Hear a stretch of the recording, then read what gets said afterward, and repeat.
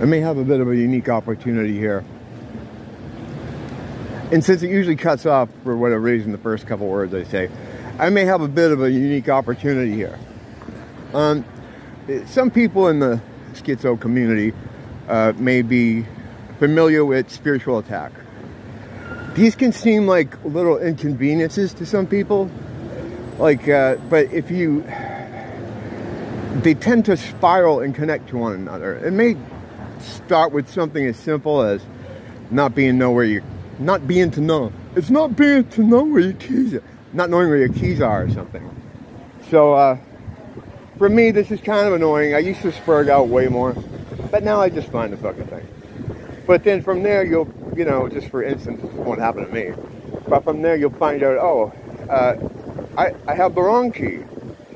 And then you go to get in, and you realize, for whatever reason, the intercom's broken, so you can't call it, whatever. It just starts a chain of these long inconveniences that are meant to drive you insane, you know? It's the little things. I forget who said it, but some old-timey thinker once said, it's not the major things that send the man to the madhouse, it's the little things that send him there. And I agree with that 100%, because I've, you know, seen pretty heavy things, been involved in pretty heavy things, as, you know, a lot of us have. I don't mean us as in the schizo community, I mean just people in general. And you surprise yourself sometimes with how calm you can remain in negative situations. But then, like, you know, I lose my keys, and it's like the avalanche has just been set off. But I'm kind of in that sort of zone now. It's just been a series of, like, you know, things that are annoying, accumulating in me just now with a lighter and a package on the sidewalk, smashing it on the ground, trying to get the lighter out. I'm not going to go into the whole chain of events that brought me to here, but just a few moments ago, I was like, I got to go home. I know already the way this whole trek out is going. I always talk about speed of recognition. Like, when you realize something, try to realize something as quickly as you can, so then you can pick an action that will benefit you in some way. In this case, in this example, when I'm out sometimes, just going for a walk or something, and I have a series of fucking negative experiences or setbacks or something, usually I'll be like, go home, just go home. And I was just there, and now I'm like, you know what? No, just hang out, because maybe these things will ramp up, and it'll be fun to look at them. What's going on up here? With the racist family?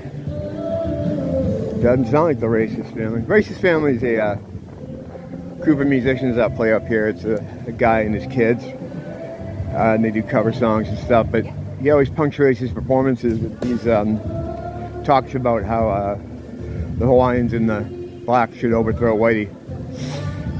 To a bunch of white and Asian people usually. It's really cringy, man. It's uncomfortable.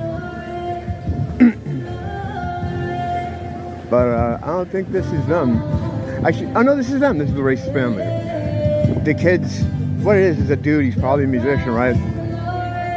Well, once we're by them, I'll tell you the story once we're by this.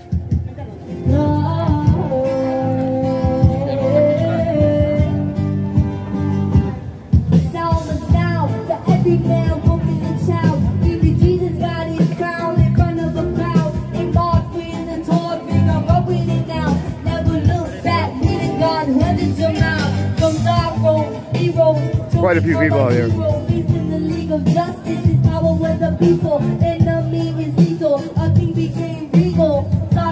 Trust me, it's worse than it looks.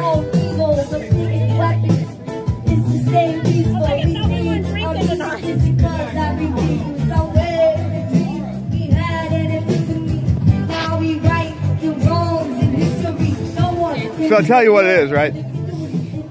The dude was like a musician, right? Angry man, very angry man. Plays guitar. Now if it was just him, no one would give a shit. And just walk by him. So what he did, his big brain idea was he gets his children involved and then tours the world over, like, look at the little kids singing Bob Marley songs, you know, because they're all somewhat political type of, they don't know what they're singing about, right?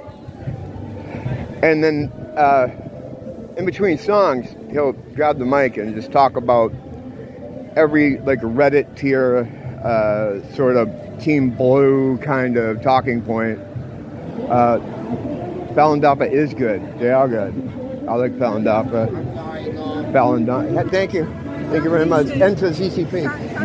I will. Yeah. I hate to see you. First name, last name, signature. Foundation. You want to email or something? Email or something? No, just to see. A signature, yes, yes. Thank you. For you. Share around you. Yeah. God bless.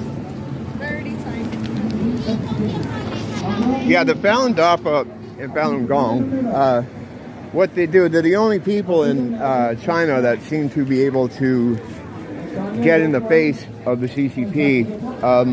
I don't know how that's allowed or whatever, but Falun Dafa is about seeking truth through like meditative purpose, meditation and things like that, and they come out against the human trafficking going on in the CCP, which in some cases is organ to order. Like if somebody needs something, they have the money, they'll go into their jails and they'll take a prisoner and they'll take them out and take like an organ out of them. It's pretty crazy shit. So Falun Dafa and Falun Gong is always under fire by the CCP, obviously. And I don't know how they're still allowed to operate unless they're allowed to operate for some reason. So it could basically, the whole thing could be some sort of glow up. And the leader of the Falun Gong is a little bit problematic, I guess, optical-wise. He thinks he says he's some kind of messiah. So there's a lot of things to it. But anyone against the CCP, I'm for. And of course, I signed my name, thechadti. Oh yeah, but anyway, getting back to that guy. That's a nice guitar. I haven't played that song in like months. That's a nice guitar. But so he'll pepper these performances with these really bad, like, brainlet take rants on how the white man is destroying the world, how everybody here is on stolen land, and trying to build some sort of connection between black people and Africans and the Hawaiians, and how they should team up and kill the white people or take over the white people, get the island back. You know, and they have a lot of ways that they monetize their performance. This guy's awesome. He's really good. He fucking jams, this guy. What's up, man? Good to see you, pal. Yeah, he's awesome. So what they do is they have all these little things on the ground. They tape these things to the ground, like how you can BMO them and stuff. They got the hat out pretty wide. And it's just tourists, man. People here to have fun, right? Or just to relax, have vacation. Maybe get away from this kind of shit he keeps discussing. But he's like, you know, just so you all know, you're all on stolen land. It's like, and it could have been taken by people who look like you. I noticed that's like a thing for the blue people. They're always into, like, that's their low-key way of saying white people. They're like, they look like you. It's like, oh, and like, well, these fucking idiots are dumb for giving him money. Well, because the audience he's trying to attract don't have, like, they're not big tippers, you know? So, you know, he really needs those whites and Asians that, well, he gives the Asians a pass. The Asians get a pass on everything. It's just white people hate. You know, but, yeah, it's like you think you're watching this nice little performance. Oh, look at these little kids. Yes, they're singing about killing the white man, but it's cute. And then they don't sing about killing the white man, but it's all vaguely political, us against the system. A lot of Bob Marley stuff, and then he'll grab the mic and start talking white people. It's just hilarious. Like, it's just funny. The first time I came across them, I was just like, what? This is nuts. And like, he tells people he's going to educate them, and then what follows is word salad that would make me blush. You know what I mean? Like, he doesn't have any idea of what he's talking about. He just knows that he hates these people, and that's it, and he's going to talk about it all the time. These guys are awesome. I did a video with them a couple weeks ago. But, yeah, it's just funny. So everyone in my circle, people we know, we just refer to it as a racist corner.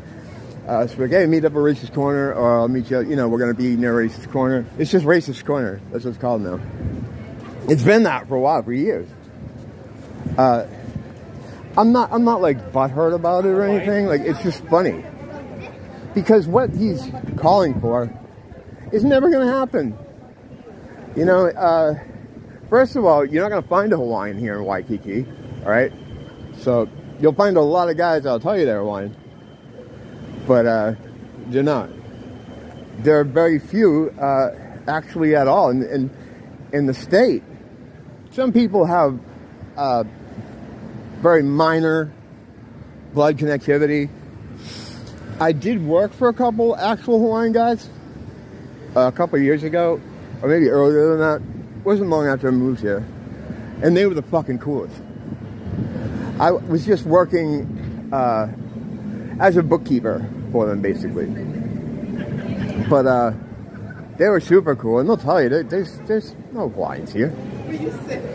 But I mean, just like every dude you meet hanging around McDonald's is worked in Black Ops, every brown-skinned person here has some kind of Hawaiian blood in them, of course. And you're the Howie. It's funny. It's like, dude, you don't even know your racial makeup. What are you giving me a hard time for? A collection of islands somewhere. Not here. Don't blame the teacher, blame the school.